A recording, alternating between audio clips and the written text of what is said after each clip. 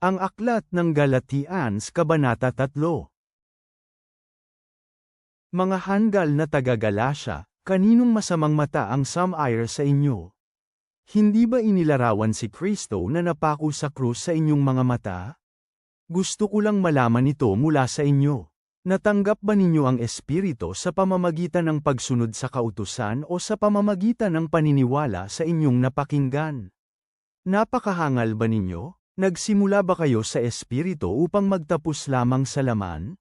Kayo ba ay nagdusa ng napakaraming bagay ng walang kabuluhan, kung totoong ngang ang mga ito ay walang kabuluhan?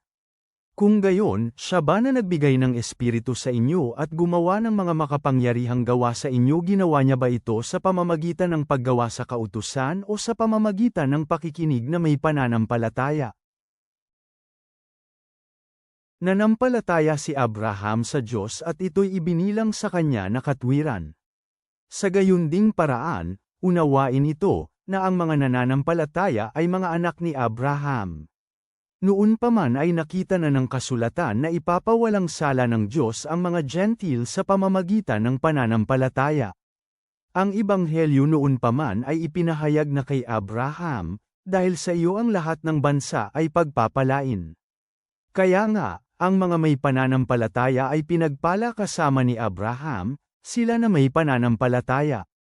Sila na umasa sa mga gawa ng kautusan ay nasa ilalim ng sumpa. Sapagkat nasusulat, sinumpa ang sinumang hindi sumusunod sa lahat ng nakasulat sa kautusan, upang gawin ang lahat ng ito. Ngayon malinaw na walang sinuman ang pinapawalang sala ng Diyos sa pamamagitan ng kautusan, sapagkat ang matuwid ay mabubuhay sa pamamagitan ng pananampalataya. Ang kautusan ay hindi galing sa pananampalataya, sa halip, ang mga gumagawa sa mga bagay na ito na nasa kautusan ay mabubuhay sa pamamagitan ng mga kautusan. Tinubos tayo ni Kristo mula sa sumpa ng kautusan noong siya ay naging sumpa para sa atin. Sapagkat nasusulat, sinumpa ang sinumang ibinitin sa isang puno. Ang layunin ay upang ang pagpapala na kay Abraham ay dumating sa mga Gentil dahil kay Kristo Jesus, upang sa ganoon ay matanggap natin ang pangako ng Espiritu sa pamamagitan ng pananampalataya. Mga kapatid, magsasalita ako ayon sa pangtaong mga salita. Maging ang pangtaong kasunduan na napagtibay na ay walang makapagpapawalang bisa nito o makapagdagdag nito. Ngayon, ang mga pangako ay sinabi kay Abraham at sa kanyang kaapo-apuhan. Hindi nito sinabi, sa mga kaapo-apuhan, na tumutukoy sa marami, kung hindi sa iisa lang. Sa iyong kaapo-apuhan, na si Kristo. At ngayon sinasabi ko ito. Ang kautusan, na dumating pagkaraan ng 430 na taon, ay hindi pinawalang bisa ang kasunduan na noon ay pinagtibay ng Diyos.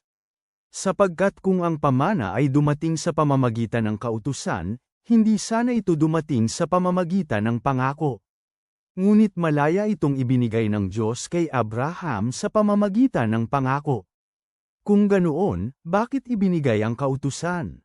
Ito ay idinagdag dahil sa mga paglabag, hanggang sa dumating ang kaapo-apuhan ni Abraham sa mga taong pananggakwan.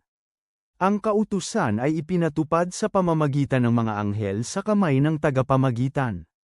Ngayon ipinapahiwatig ng tagapamagitan na may higit sa isang tao, subalit ang Diyos ay iisa lamang.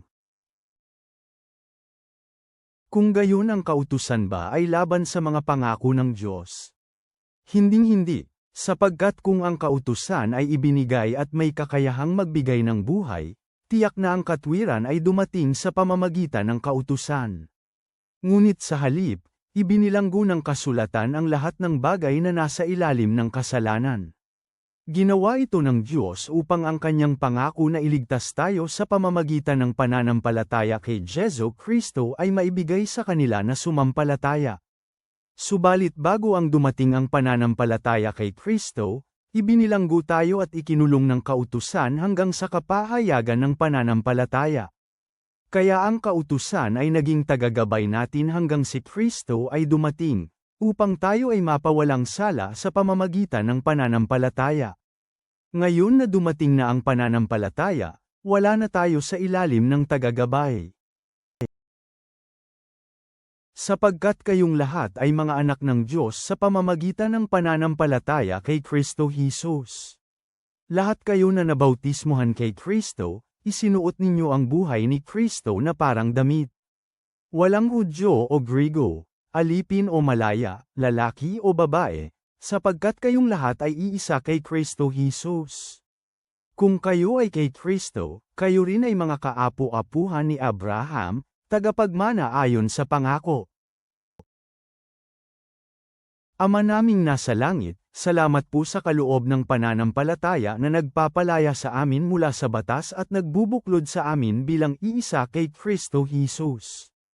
Tulungan po ninyo kaming tanggapin ang aming pagkakakilanlan bilang iyong mga anak, na alam naming sa pamamagitan ng pananampalataya ay kami ang mga tagapagmana ng iyong mga pangako. Naway mamuhay kami sa pag-ibig at biyaya, na sumasalamin sa iyong liwanag sa mundong nakapaligid sa amin. Gabayan po ninyo kami sa pamamagitan ng iyong Espiritu ngayon at magpakailanman. Amen.